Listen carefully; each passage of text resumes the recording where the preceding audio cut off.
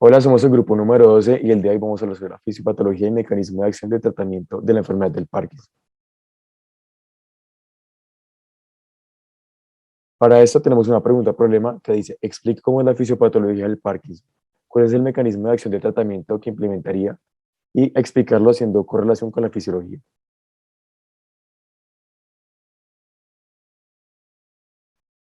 Para comenzar, tenemos que la enfermedad del Parkinson es la segunda causa de enfermedad neurodegenerativa crónica progresiva. Esta enfermedad tiene una alta prevalencia e incidencia. Asimismo, genera un alto impacto en la calidad de vida de los pacientes e importantes costos en su atención.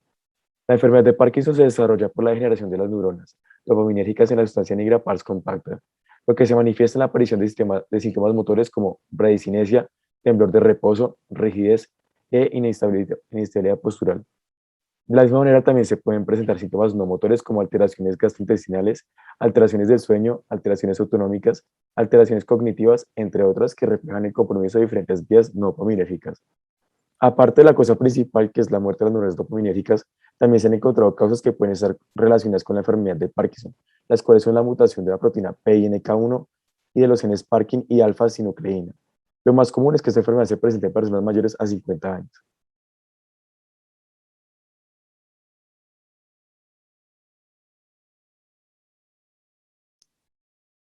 Bueno, entonces para poder entender la enfermedad de Parkinson ya es necesario entender la fisiología de las vías directas e indirectas del movimiento. Entonces aquí las estaremos expondriendo. Entonces aquí tenemos la vía directa e indirecta al lado derecho en una persona normal que está sin la enfermedad. Entonces la vía directa del movimiento está representada por la línea verde, mientras que la indirecta por la roja. Um, y cabe resaltar que la punta de la flecha, o sea, esta flecha representa una sinapsis con el neurotransmisor glutamato, que es excitatorio, mientras que la punta con cabeza de línea representa una sinapsis con el neurotransmisor GABA, que es inhibitorio. Bueno, y por último, la vía directa es para excitar, es de excitación de movimiento, entonces promueve el movimiento, mientras que la indirecta es de inhibición, entonces inhibe el movimiento y ayuda a regular y controlar el movimiento. Bueno, aquí comenzamos en la corteza motora con una señal excitatoria al estriado. Acá en el estriado mandamos una señal inhibitoria al globo pálido interno y después sigue una señal inhibitoria al tálamo desde el globo pálido interno. Esta señal inhibitoria resulta que genera una señal excitatoria en el tálamo. ¿Por qué se da esto? Porque al estriado inhibir el globo pálido interno, disminuye la habilidad del globo pálido interno de inhibir el tálamo, por ende se promueve una excitación del tálamo hacia la corteza motora, generando un efecto de excitación de movimiento. Para la vía indirecta, podemos ver que aquí hay una señal excitatoria de la corteza motora al estriado, y del estriado hay una señal inhibitoria del estriado al globo pálido externo y después otra inhibitoria al núcleo subtalámico. Como había dicho antes, inhibitorio resulta en un efecto excitatorio por la misma razón que si el estriado inhibe al globo pálido externo, disminuye la habilidad del globo pálido externo de inhibir el núcleo subtalámico y se genera una excitación del globo pálido interno. De aquí el globo pálido interno inhibe al tálamo. Por ende, el tálamo no puede generar una señal excitatoria y no ocurre el movimiento, no ocurre esta flecha. Y por último, ¿cuál es el papel de la dopamina? La dopamina viene de la sustancia negra compacta que hace sinapsis en el estriado con una neurona dopaminérgica y está suelta dopamina en este tejido. Bueno, hay dos receptores, hay el D1 y hay el D2. El D1 corresponde a la vía directa y el D1 funciona para activar esta vía, o sea, activa esta señal, mientras que el D2 funciona para la indirecta y funciona para inhibir esta señal. Entonces, ¿qué concluimos de esto? Cuando hay dopamina, se promueve la vía directa y se apaga la vía indirecta. Y eso sería en una fisiología normal. Ahora a seguir, mi compañera va a exponer la fisiología de Parkinson. Bueno, entonces, como sabemos, en la enfermedad de Parkinson tenemos la degeneración de las neuronas dopaminérgicas.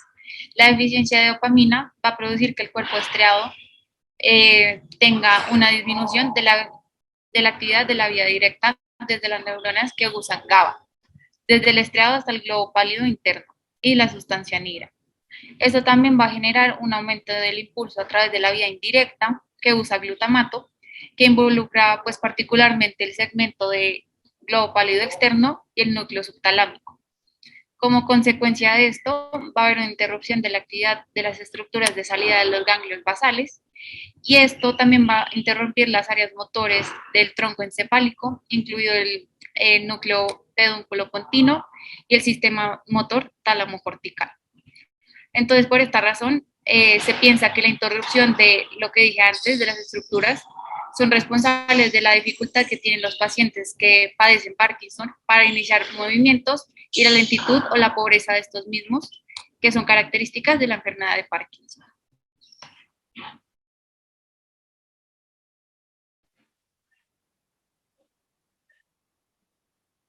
Yo les hablaré sobre el tratamiento, teniendo en cuenta que el marcador neuropatológico principal del Parkinson es la pérdida de neuronas dopaminérgicas en la sustancia negra y otras regiones cerebrales. Una de las mejores opciones como tratamiento para la enfermedad es la levodopa, gracias a que la levodopa, o mayor conocido como L-dopa, ha demostrado ser el mejor tratamiento sintomático para el Parkinson. Esto suele administrarse combinando con un inhibidor periférico de la dopa dexcarboxilasa, llamada también como carbidopa, con el fin de evitar la conversión de la L-dopa a dopamina fuera del cerebro, lo que permite aumentar su biodisponibilidad a nivel central, ya que la L-dopa puede atravesar la barrera hematoencefálica, mientras que la dopamina no puede. Ahora bien, las recomendaciones para el tratamiento consisten en diluir las tabletas de levodopa, tomar la medicación con el estómago vacío, evitar el uso de anticolinérgicos, evitar el exceso alimentario, reducir las proteínas disminuyéndolas en el día, dejándolas de preferencia por la noche gracias a que estas generan una competencia de absorción. Y cabe aclarar que el aumento de la presencia de factores como la disminución de pH gástrico, el estreñimiento y los fármacos con efecto anticolinérgico generan un retraso y reducción en la absorción de levodopa. Por lo contrario, si se aumenta el vaciamiento con el uso de fármacos procinéticos, esto provocará un aumento en la velocidad de absorción y mayor biodisponibilidad. Es por ello que la administración de levodopa debe tomarse al menos 30 minutos antes de las comidas, esto con el fin de optimizar la cinética.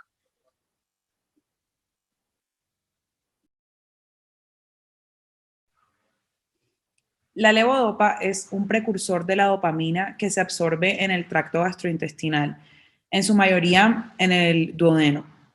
Hay un porcentaje de la levodopa que se vuelve dopamina teniendo en cuenta la presencia de la dopa de carboxilasa en el intestino.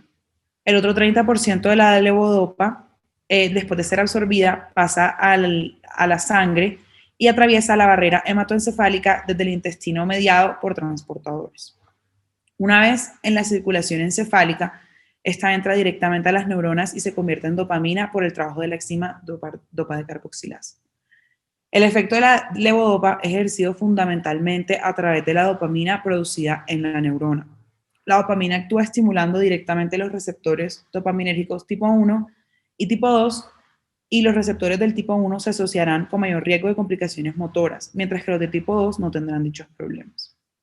Por otro lado, la liberación de la dopamina desde la terminal sináptica se haría siguiendo el patrón de descarga tónico y fásico característico de la sinapsis dopaminérgica.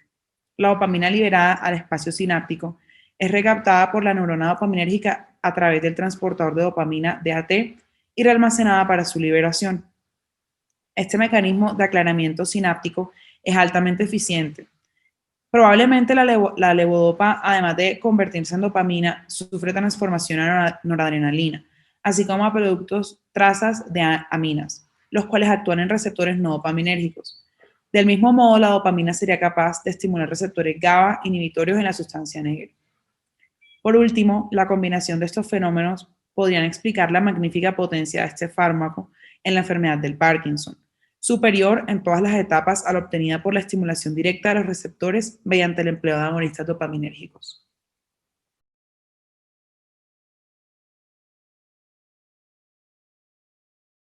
Muchas gracias.